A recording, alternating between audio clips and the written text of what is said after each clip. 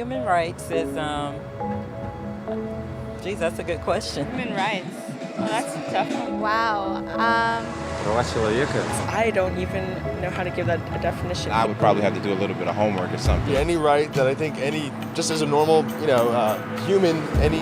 The rights that humans have. Oh, that's a very large debate. Menneskerettigheder kan betyde mange ting. Tú le puedes preguntar a 20 personas y te van a dar 20 diferentes opiniones. Non saprei, una domanda complicatissima. Yes, we just take them for granted that they're there, but we don't even consider what they are.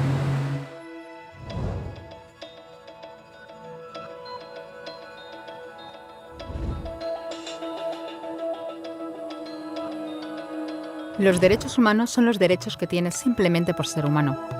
Es la forma en que instintivamente esperas que se te trate y el trato que mereces como persona, como el derecho a vivir en libertad, hablar con franqueza y ser tratado con igualdad.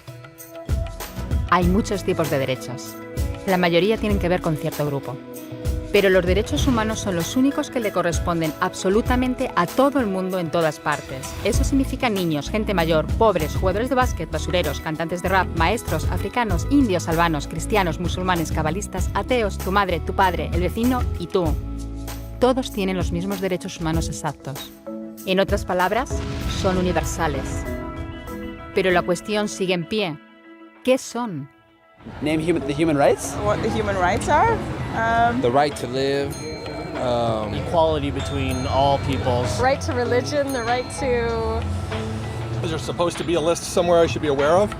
De acuerdo con las Naciones Unidas, hay un total de 30 derechos humanos, que generalmente se agrupan y se llaman simplemente derechos humanos.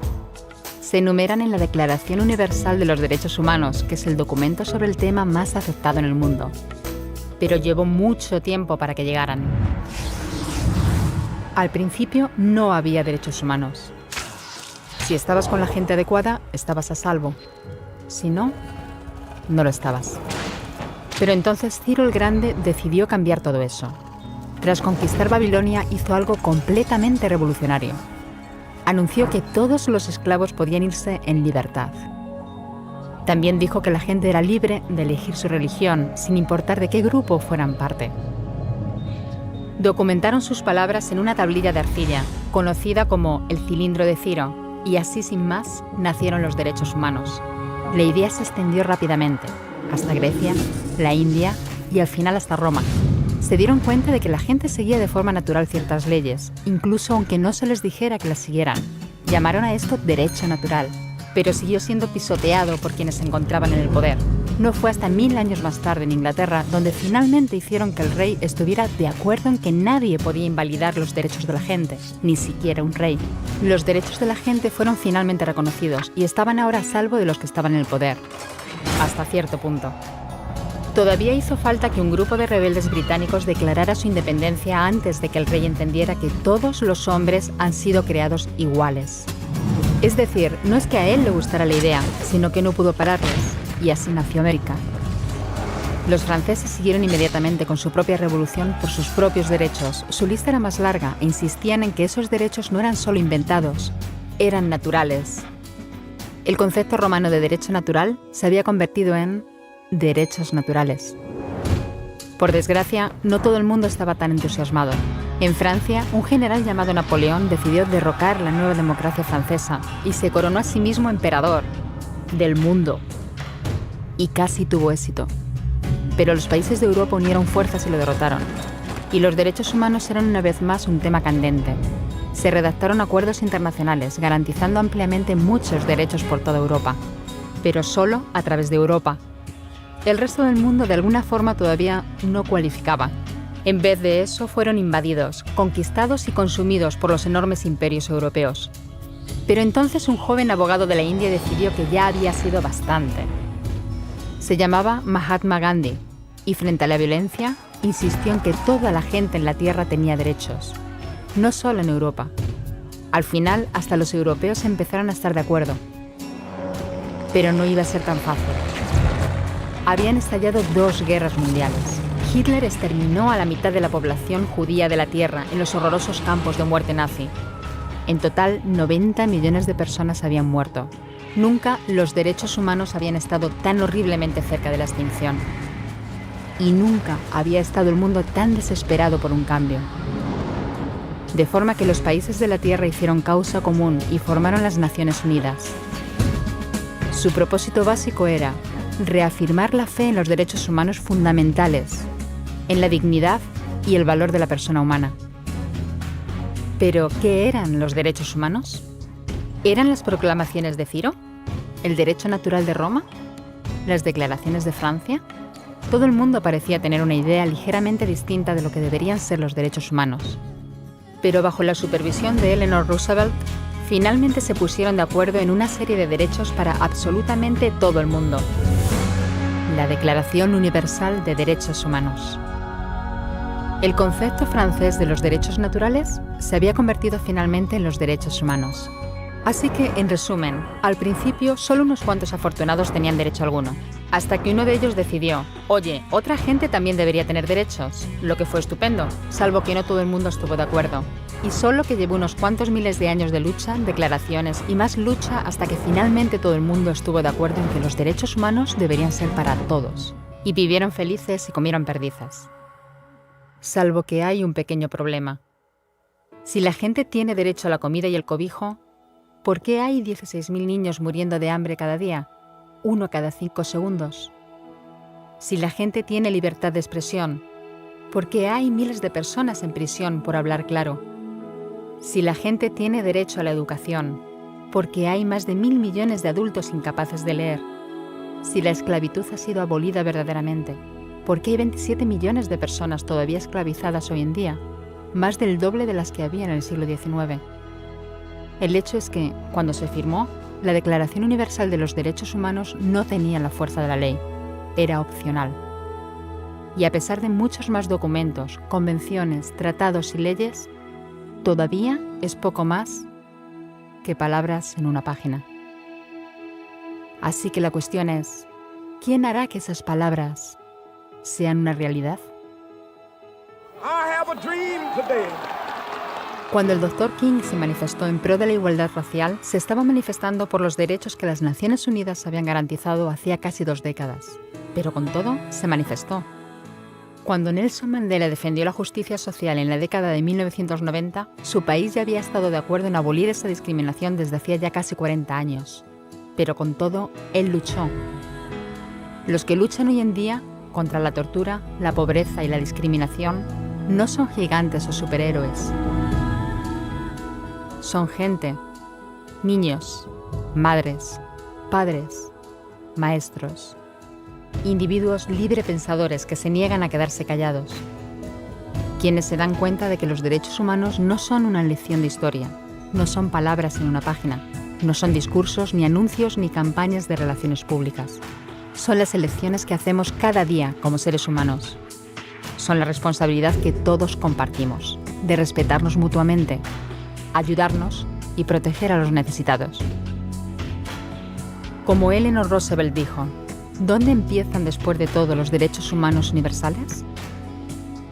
En pequeños lugares cerca de casa, tan cerca y tan pequeños que no pueden verse en los mapas del mundo. Aún así, son el mundo de la persona individual, el barrio donde vive, la escuela o la universidad a la que asiste, la fábrica, la granja o la oficina donde trabaja. Esos son los lugares donde cada hombre, mujer y niño buscan justicia igualitaria, igualdad de oportunidades, dignidad igualitaria sin discriminación. A menos que esos derechos tengan un significado ahí, tienen muy poco significado en cualquier otra parte.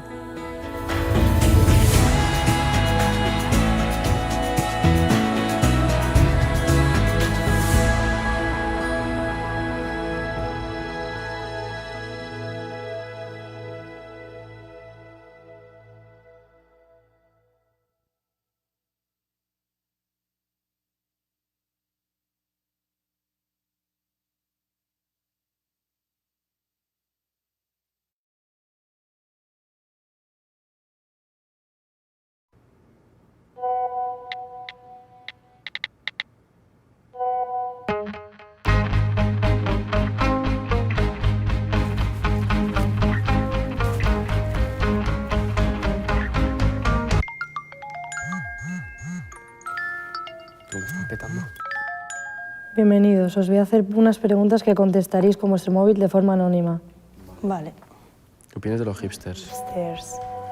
Cada uno tiene. No llevan cristal.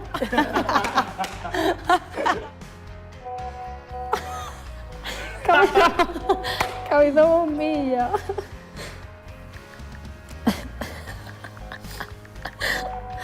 Dios mío. Mucha pasta ganada. Total. O mucho postureo también, ¿eh? ¿Qué es cosplay? Culturismo. ¿Qué opináis sobre las chicas muy musculadas? No me gustan.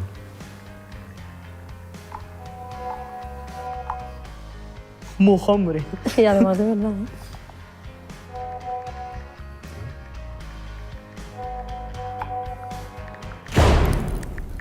Qué susto, tú.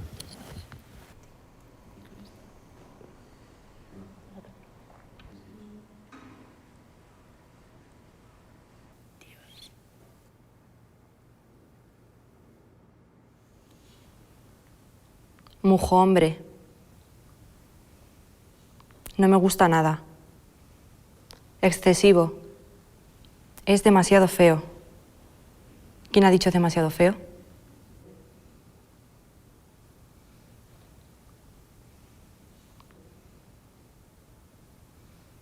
Esto es un experimento para que veáis realmente con vuestros propios ojos lo que ocurre en las redes sociales. En mi caso, el año pasado y este he recibido muchísimos comentarios despectivos y muchos insultos. Tenéis que tener en cuenta a la hora de opinar y comentar que podéis hacer daño a muchas personas. Ya es cierto. Yo le quiero dar un abrazo, no puedo, ¿no? Perdona, tío. Cuando ha entrado he sentido mucha vergüenza. No sé, he empezado hasta a temblar. No, que me da pena. Y como todos nos han criticado alguna vez, pues lo entiendo, en realidad. Hay que pensar antes de escribir. Lo siento.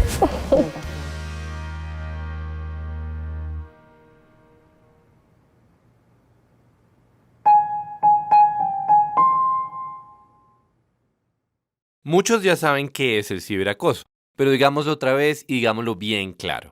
El ciberacoso, ciberbullying o cibermatoneo, como lo quieran llamar, ocurre en redes sociales cuando muchas personas, a punta de chistes, fotos, comentarios, atacan directamente a alguien de forma repetitiva, hiriente o amenazante. Los abuelos de nuestros abuelos ya se juntaban para molestar a alguien y eso siempre ha sido peligroso, pero esta vez hay algo diferente, la magnitud. Lo que antes pasaba entre los vecinos de la cuadra o los compañeros del salón, con las redes sociales puede pasar en todas partes y a toda hora. Además, puede involucrar a millones de personas.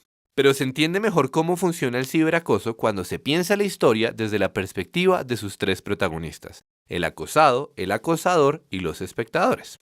Empecemos por el acosador. Por alguna razón aparece alguien al que le da por hablar mal de otra persona en internet, casi siempre en redes sociales. Esto puede ser una forma de burla, chisme, insulto o lo que sea.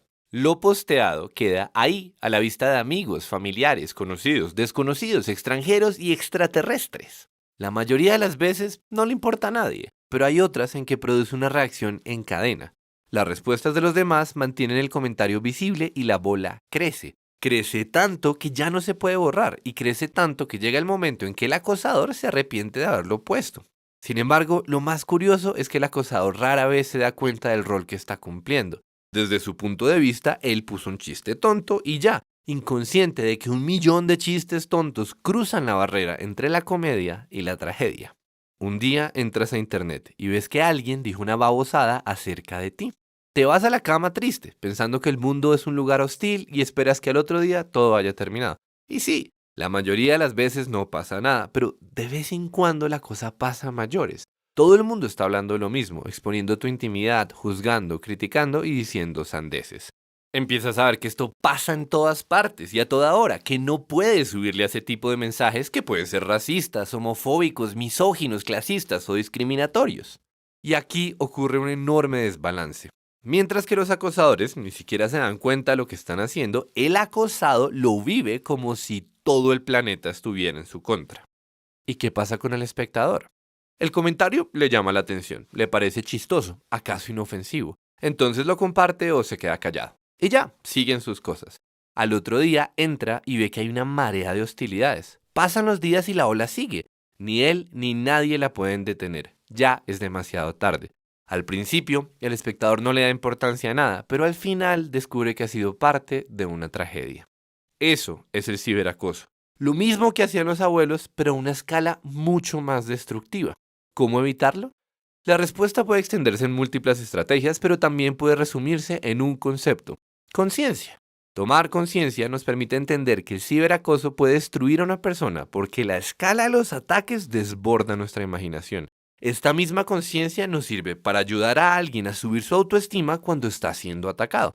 Incluso nos da la sensatez de toda figura pública, de toda celebridad que aprende a ignorar los millones de ataques que recibe. El ciberacoso es un peligro que debemos reconocer, pero también es una realidad que hace parte del mundo digital. No se trata de dejar de usar Internet o prohibir todo tipo de conversación. El punto, de nuevo, es que debemos tener en cuenta que la magnitud ha cambiado, que todo lo que ponemos en Internet es público, que los ataques se suman, que permanecen en el tiempo y que esto nos obliga a ser más conscientes al momento de construir el tipo de comunidades que queremos habitar.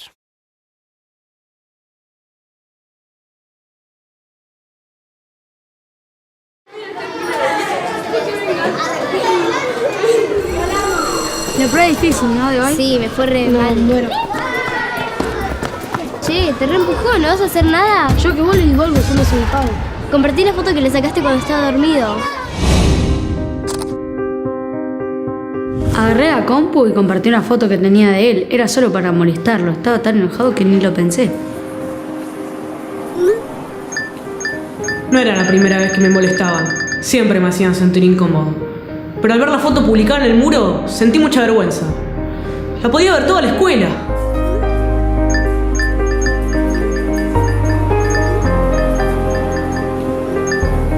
Cuando vi la foto en mi muro me reí. Se la pasé a un compañero para que también lo comparta.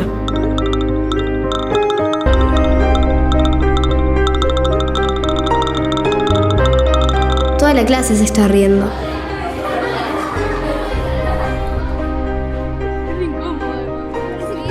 La imagen se volvió muy viral. Me sentía mal por él, pero si decía algo me podía pasar lo mismo a mí. De repente mi cara estaba en todos lados y los comentarios no paraban de crecer.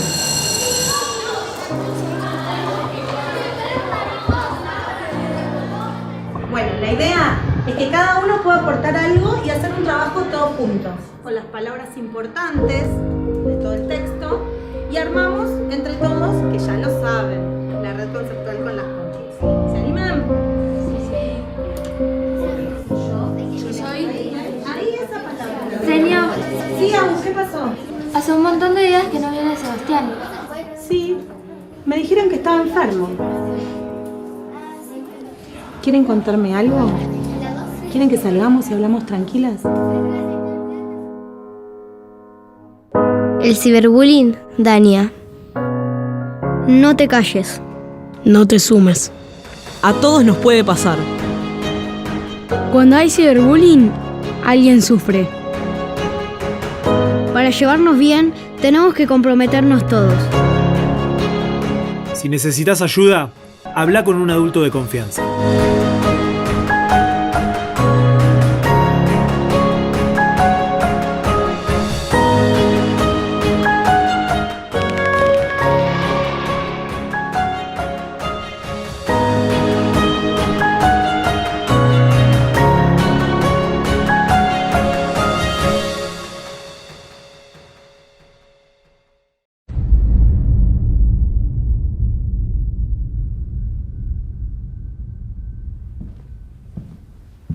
Hola.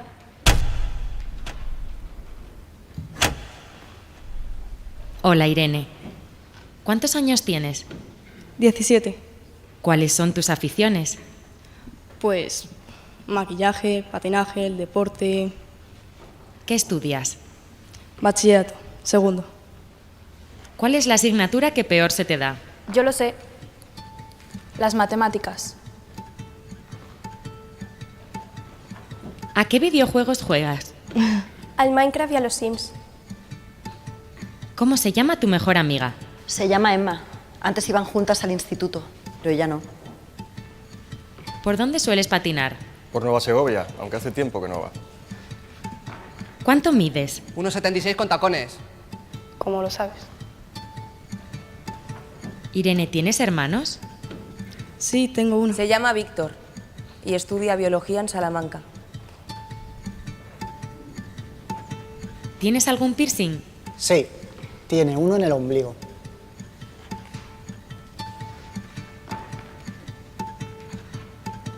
Irene, toda esta información la hemos sacado de tus redes sociales.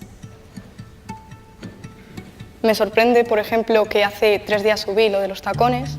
Lo de las matemáticas es que lo subí hace muchísimo, hace 2 años, y no lo he vuelto a compartir.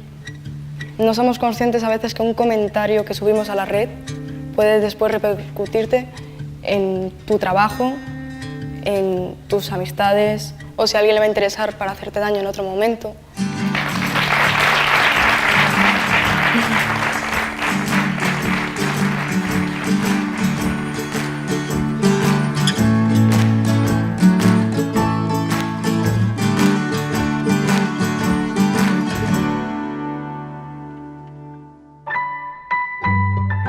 Orange.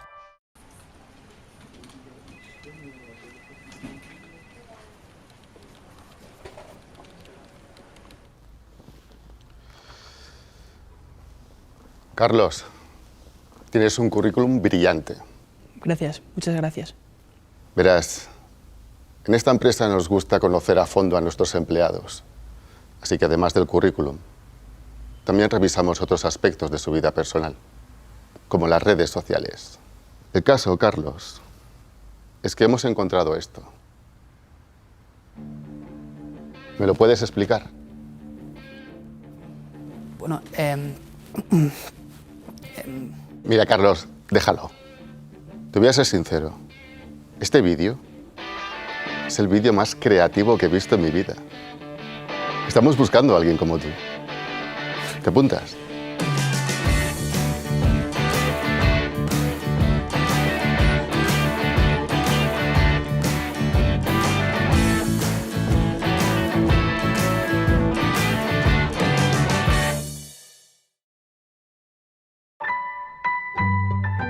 Orange.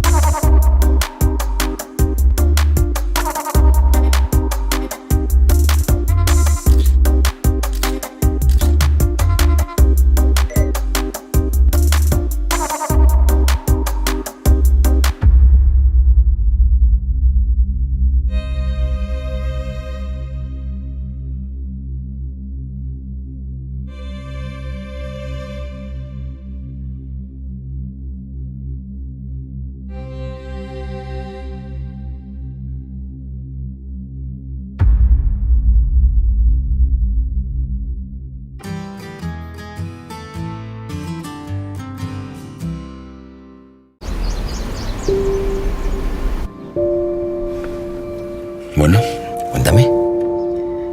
Pues he conocido a un chico por internet. Me agregó a las redes sociales, me comentó una foto y empezamos a hablar. Es Hugo, ¿no?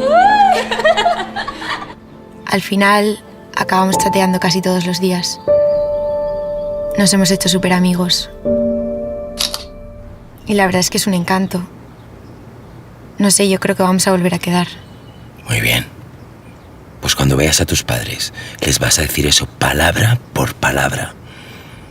¿Entendido?